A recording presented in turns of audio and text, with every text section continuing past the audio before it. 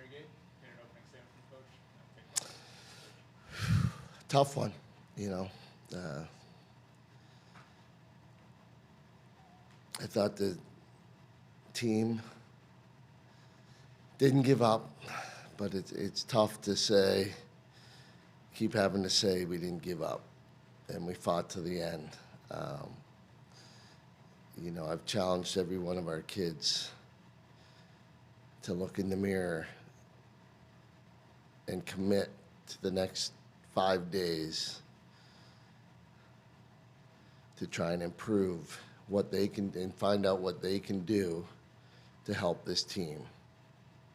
And they're committed still. They've not given up. They know we play Notre Dame Friday. We're going to learn from this game the mistakes, and each guy is committed to coming out to practice, to prep, to leave everything he has and give it to his teammate, to himself, to the coaches, to make a difference this week. So that's the commitment we have from this team.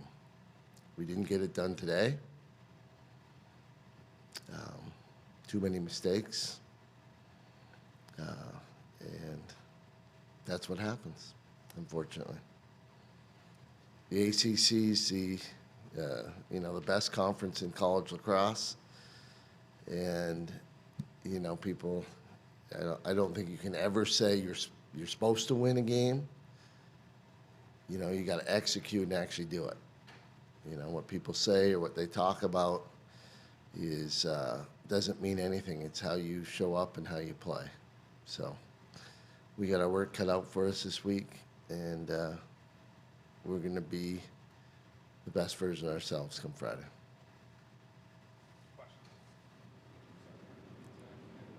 Gary, you're a team that led the country in fewest amount of turnovers. The last two games, we've seen an uptick on that. What's been the main reason for that?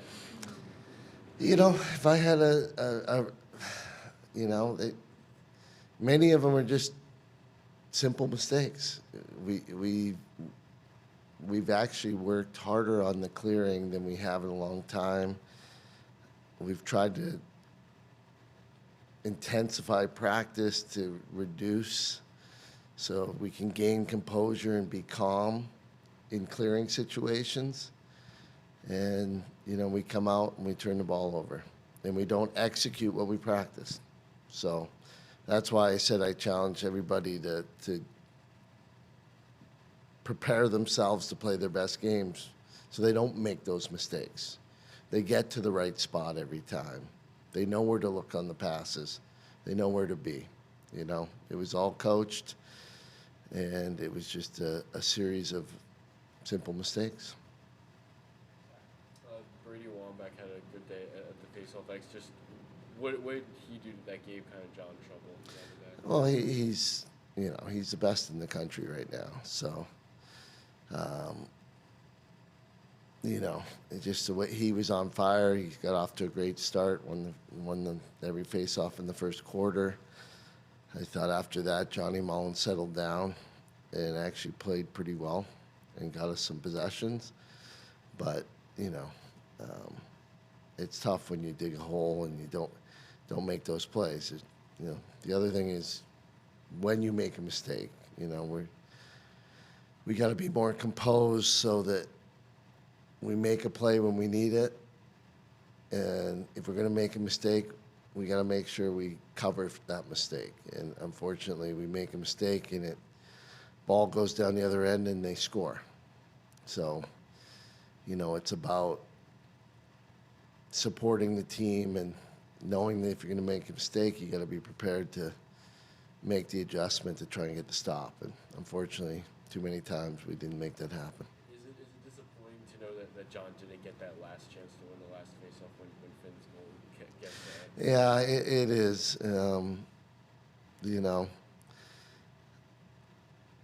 I guess, I don't know whether the stick can be in the goal mouth, the hand can't. Was it in? I don't know. But the refs wanted to look at it. It was their call. It wasn't North Carolina's. It was the referee's call to do that in the last 4 minutes. And so they did, and they made that decision. What kind of trouble did UNC's ride cause you guys, and how did you guys address that going forward? Yeah, I think it was their attack really that caused most of the issues, putting the pressure on the defense, and on when we did get the ball with our middies, we sometimes didn't get it done because we were being double teamed and we weren't just looking for the open guys. They were there. These guys are going to go back and watch the film, and they're going to be like, oh, that guy was open, that guy was open. I didn't see him. It's because they applied a lot of pressure. What changed in those final 2.5 minutes compared to the previous 3 quarters? You know what? They just played free, went to the net, and made plays. They found the open guys. They weren't thinking about what they needed to do. They just were reacting, and it shows what type of players they are when they're able to just play and not worry about making mistakes. And again, that's something we try and work on.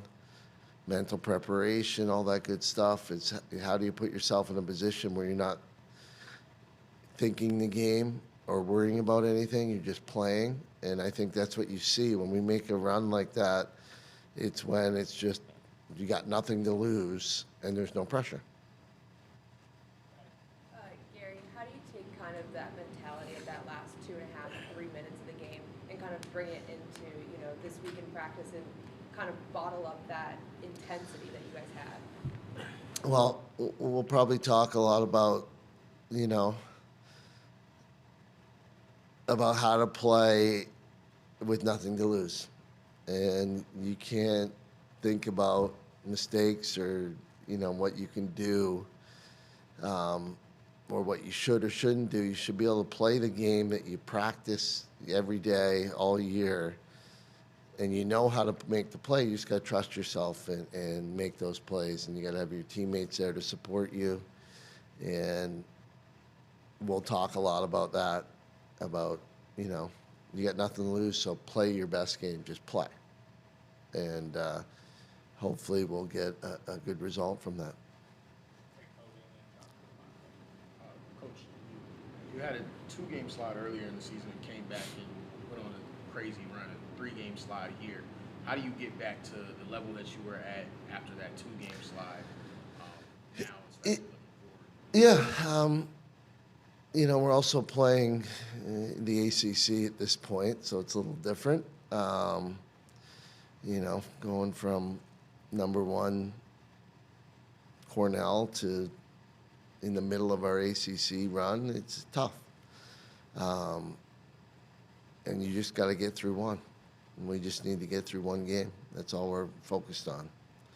It'll be recovery tomorrow, film tomorrow. Monday will be focused. The only thing that'll matter will be Monday's practice. Tuesday, that's the only thing that's going to matter is Tuesday's practice. Wednesday, we'll travel, get another practice in, and the only thing that matters is what we do this week to be ready for Friday, 5 o'clock, Notre Dame.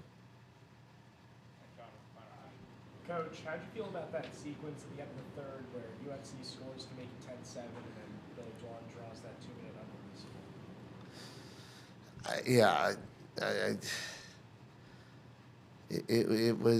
It's rough because that's the second time that's happened to Billy. And when a player dives to shoot and you're 6'4", 6'5", a natural reaction is to shoot your legs back so he doesn't blow your ACL out, and you bend over. And there was no intent that I could see to try and hit anybody. It was just the guy dove at his leg, so he tried to get out of the way. And it was just a natural reaction. So it's the ref's call, but and it was what it was. But it's, as a player, I would look at that and say there was absolutely no intent to try and hit anybody, and it really wasn't anything. I don't think it should have been a call. Thanks, everybody. Yep.